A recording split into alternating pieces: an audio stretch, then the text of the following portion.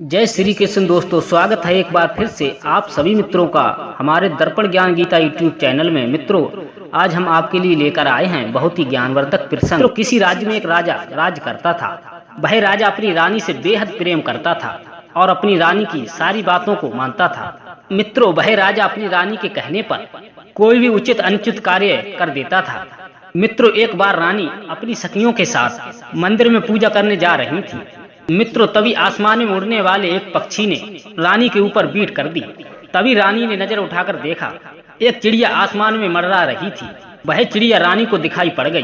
तभी रानी कहने लगी, हे चिड़िया, तेरी इतनी हिम्मत कैसे हो गई जो तूने मेरे ऊपर बीट कर दी? तू ये जानती नहीं है कि मैं यहाँ की रानी हूँ। इस बात का तुम्हें दंड अवश्य मिलेगा और मैं अपने महाराज से इस बात का तुम्हें दंड दिलवाकर ही रहूंगी। मित्रों, जो लोग जरा सी बात पर क्रोध कर जाते हैं वो व्यक्ति अपने जीवन में कभी भी सुखी नहीं रहते, क्योंकि क्रोध व्यक्ति का सबसे बड़ा शत्रु होता है। मित्रों, क्रोध करने वाला इंसान दूसरे व्यक्तियों को दुखी करता है, अर्थात उसे ये पता नहीं चलता कि वो अपने आप को कितना कष्ट पहुंचाने का कार्य कर रहा है। मित्रों, रानी बिना मंदिर जाए रास्ते से ही लौट आई और अपने महल में वापस आ गई। और रानी ने अपना खाना पीना सब कुछ त्याग दिया और अपने रूठना महल कक्ष में लेट गए। राजा ने जब रानी को उदास देखा तब राजा रानी से पूछने लगा, हे रानी, क्या कारण है जो तुमने अपना खाना दाना सब कुछ त्याग दिया और उदास पड़ी हो? तभी रानी कहने लगी, हे महाराज, आज मैं पूजा की थाली लेकर बड़े मंदिर जा रही थी तो एक आसमान में उड़ती ही चिड़िया ने मेरे ऊपर बीट कर दी।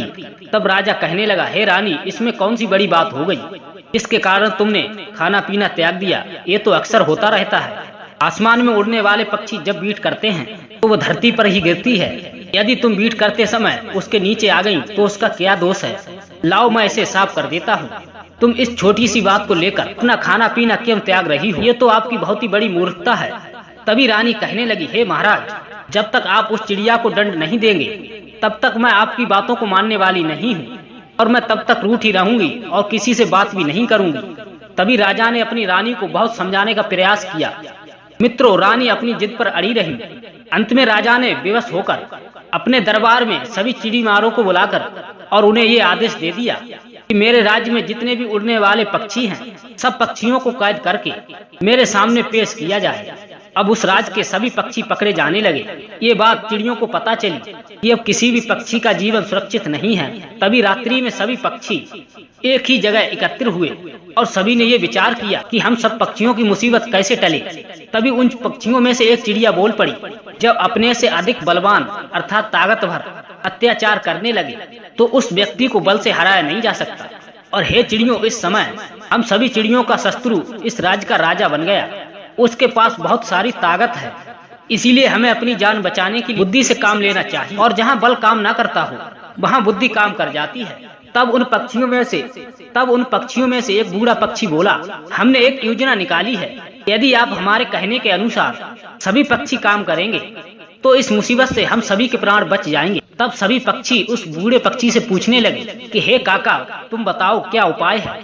तब वो बूढ़ा पक्षी कहने लगा, उस बात को मैं राजा के सामने ही बताऊंगा, लेकिन आप सभी जब पकड़े जाएंगे और राजा जब मारने जाएगा तब राजा से सभी पक्षी कहना, हे महाराज, अब दया करके हमें तब तक दंड ना दें जब तक कि हम सभी पक्षियों का राजा यहाँ पर उपस्थित ना हो जाएं। तभी सब पक्षियों ने बुजुर्ग पक्षी की बात को स्वीकार किया और अपनी सभा को समाप्त करके अपने अपने स्थानों पर वापस लौट गए। मित्रों, उधर राजा के राज्य के सभी शिकारी सभी पक्षियों को जाल में फांस कर राजा के पास पेश करने लगे। मित्रों, जब राजा के सिपाहियों ने बताया, हे महाराज, इस राज्य के सभी पक्षी हमने पकड़ लिए हैं। मित्रों, तब दूसरे दिन राजा का दरबार लगा। रानी भी महाराज के बगल में बैठी। जब सभी पक्षी राजा के सम्मुख लाए जाने लगे, पहले राजा उन पक्षियों से पूछने लगा कि तुम सभी पक्षियों को मेरी इस बात का पता होगा, तुम में से किसी पक्षी ने रानी के सिर पर बीट कर दी है, इसीलिए एक के कारण तुम सबको सजा मिलेगी। तभी उन पक्षियों में से एक पक्षी बोल उठा, हे महाराज, जब तक हमारे मुखिया आपके दरबार में पेश ना हो जाएं, तब तक हमें आप कोई भी सजा ना दें। ये हमारा आपसे निवेदन है, अर्थात विनती है। तब सभी पक्षी यह बात उस राजा से कहने लगे। तब राजा सोचने लगा, इन पक्षियों को अपने मुखिया पर इतना घमंड क्यों है? तब राजा पूछने लगा उन पक्षियों से कि तुम्हारे मुखिया क्या करते हैं और वो इस समय कहाँ गए हैं? तभी सब पक्षी कहने लगे, हे महाराज, हमारे मुखिया के साथ एक चिड़िया है जो बहुत ही ज्ञानी है, वो तरह तरह की मुश्किलों का समाधान कर देती है। हमारे मुखिया बड़ी बड़ी समस्याओं को उस चिड़िया के सहारे सुलझा देते हैं। अब राजा के मन में भी ये लालच पैदा हो गया कि मैं उस चिड़िया से एक बार जरूर मिलूंगा। मित्रों, तभी राजा इंतजार करने लगा। तभी उस बुजुर्ग पक्षी के साथ एक चिड़िया आ गई।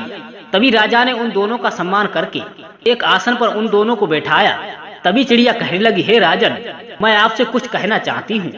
यदि आपकी आज्ञा हो तो मैं कुछ कह सकती हूँ। मित्रों, तभी राजा ने इजाजत दे दी। तभी वह चिड़िया कहने लगी, हे राजन, एक छोटी सी बात के लिए आपने हम सभी को इस संकट में डाल दिया है। हर राजा का ये धर्म होता है कि वो अपने राज्य में रहने वाले हर एक प्राणी की रक्षा करे। हे राजन, आपने अपनी पत्नी के हट के सामने आपने अपने घुटने टेक दिए हैं और अपनी रानी के कहने पर सभी पक्षियों को दंड देने के लिए तैयार हो गए। तो राजा अपने पुत्र की तरह प्रजा का पालक होता है, वह राजा श्रेष्ठ कहलाता है। तो भी राजा अपनी पत्नी की बात मानकर बुरा कदम उठा लेता है और पाप कर्म करने के लिए तैयार हो जाता है। ऐसे लोग स्त्री के गुलाम होते हैं। हे महाराज, जो लालची हो, इस व्यक्ति की इंद्रियां बस में ना हो, ऐसे लोग इस संसार में कभी सुखी नहीं रहते। ऐसे व्यक्ति स्वयं मुसीबतों को दावत देते रहते हैं। जिन व्यक्ति के मन संतुष्ट होते हैं और लालच में नहीं फंसते, वो सदैव के लिए खुशहाल रहते हैं। उन्हें ना ही तो कोई चिंता घेरती है और ना ही तो कोई परेशानी। जो भी व्यक्ति किसी का बुरा नहीं सोचता, जो किसी को कष्ट देना नहीं चाहते, वह लोग इस संसार में सुख और ईश्वर भी उन्हीं व्यक्तियों से खुश रहता है। ऐसा सभी सुख धनवान नहीं पा सकते। तभी महाराज चिड़िया की इन बातों को सुन करके उस राजा को यह ज्ञात हो गया कि मैं जो करने जा रहा हूँ, ये अपनी रानी के कहने पर बहुत ही गलत करने जा रहा हूँ।